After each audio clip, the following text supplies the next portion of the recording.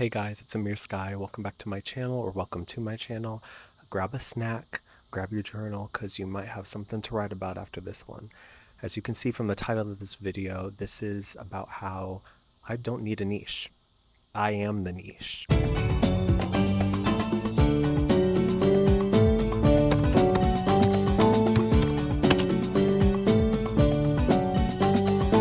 If you are anything like me and have experienced ADHD, anxiety, self-doubt, CPTSD, then you'll probably relate to a lot of what I'm going to talk about. And in this video, I'm going to be focusing on three things: dedication, focus, and compassion. I am reading from a script just to keep me on track. I tried it without a script and I kind of get all over the place. So here we go. First, I'm starting with focus. For me personally, I'm a very detail-oriented person. I am an observer. I take in a lot of what's around me, and that's usually for better and sometimes for worse. Learning to hone in my focus, to use it to build what I want out of life, has been tricky. In modern society, we are conditioned to seek outside of ourselves. Seek the house, seek the Gucci bag, seek the next thing, the next thing, the next thing, in hopes of finding yourself. And it's okay to want things, but it's all about the place and the energy that it's coming from. You'll never find you through superficial band-aids, because those band-aids don't fully reach the hole that you're trying to fill, that you think needs to be filled with something, and not in that way. Oh, that's the outside cat. I thought it was the raccoon. I just saw the mama raccoon walking over there. Sorry. I don't need to apologize for myself, bitch. The fuck? But yeah, I say this because I myself have experienced those things, experienced the temporary fixes, binge eating sweets and snacks for energy because I was disconnected from and not taking care of my body, hooking up with a bunch of men to feel wanted, appreciated, loved, because my abandonment wound, and not knowing how I can give that sense of worthiness to myself. Wherever you place your focus, it will grow. And we as humans, being taught to seek outside of ourselves, will focus outside of ourselves. If that's what we're taught and see everybody else doing, that's what we're going to do. And if we don't see anything else, we just fall into that same kind of cycle. So wherever you place your focus, whatever that is, it will grow. The assumption is that it must be something outside of me. It must be something external that's wrong, or that I can use to feel better. And that's the assumption that we run with. When really what's happening is that everything external comes from an internal battle. And that's something that I've really struggled with the past couple of years. It feels like I've been in the same loops, going in the same loops. I worked in retail for a long time, and while it did help me gain experience as a makeup artist, because I worked mainly in beauty retail for most of my time, it was just draining. I wasn't using the experience to build a fulfilling life. I was just coasting, surviving, focusing on how I was going to pay my next bill. And it was draining, girl. It was draining. I was consistently burnt out and ready to check the fuck out. Oh, you want to get fucked up. You want to get... Literally. And to some extent, there is room for focusing on how you can make a living while we exist and are affected by the systems that we live in. You know, that is a very logical thing to do, especially if you have children or people to take care of. But I got to the point where I had to ask myself, like, what are we working for? Who is seeing the benefits of our labor? Is it us? Is it a large corporation that doesn't care about the earth or anything on it? How are we using our energy to create what is fulfilling for us? And the thing about perspective is that you don't know that you're thinking within a box until something happens, or you ask the right question and you get a little peek outside. You get a little peek. I didn't know how much I wasn't seeing. And this leads into the conversation about dedication. How much of myself was dedicated to loving myself and spreading that love in the world? That's another question I asked myself. How much of me was locked behind unfelt feelings, unsaid words, and abandoned dreams? And the answer for me was a whole lot of shit. Feelings that we label as resentment, shame, guilt, fear, they all build up if you're not releasing them. After, looking back at my story so many times and doing the logical framework, I've been more getting into my body and really doing the upheaval of emotional release. Sometimes it hasn't been so healthy. Add that in there. Sometimes it hasn't been so healthy because we fall back into same patterns of being. And that's to be expected because that's the program we ran off of,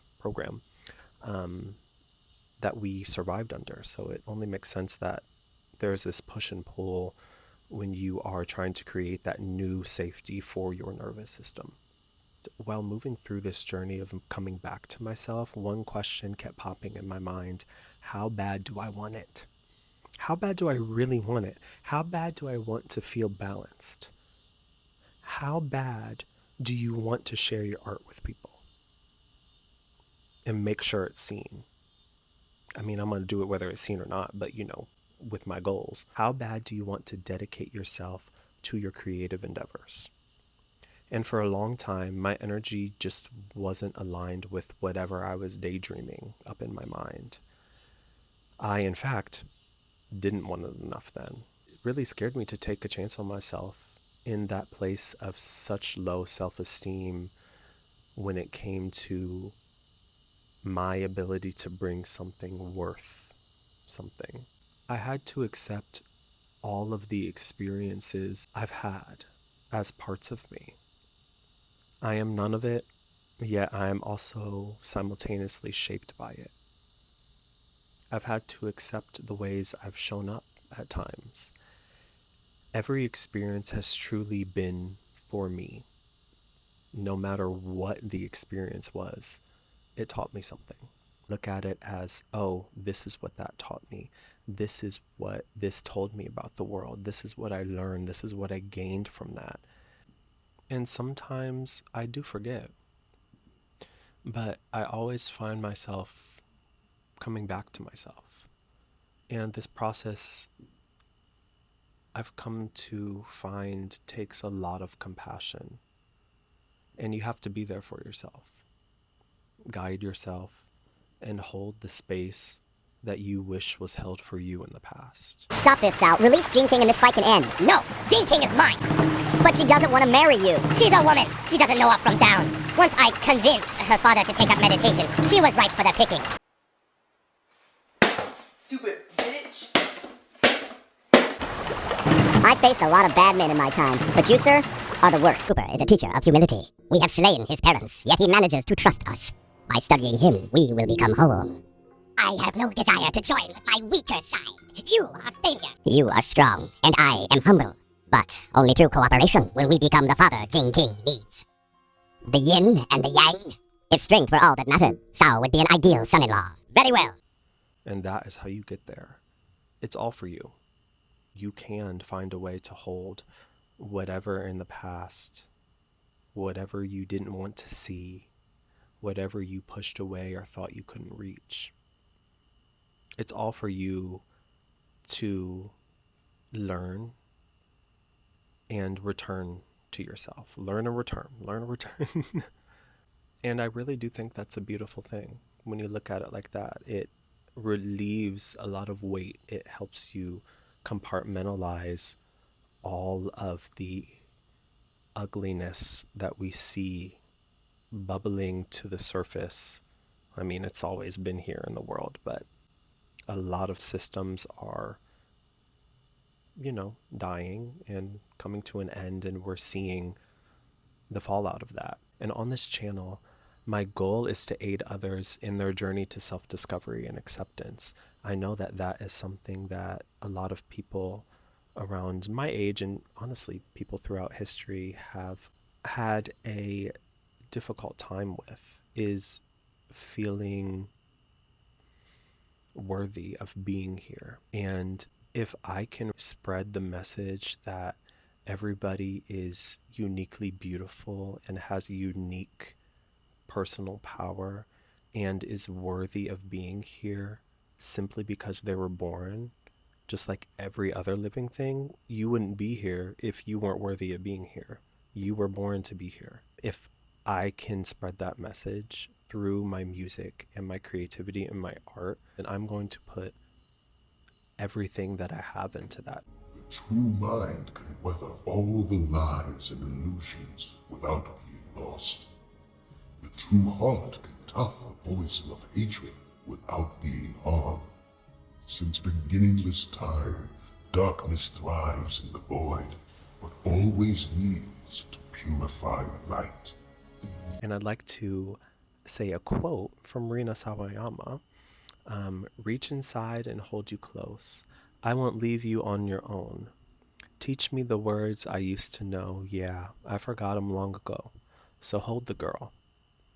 She's basically saying, hold yourself, and you'll find the way. You might have forgotten things along the way, but that journey of returning to who you are in your essence is worth every ounce of effort, and it is never too late. It is never too late to do anything. Oh, there's a lightning bug. There's been so many lightning bugs this year.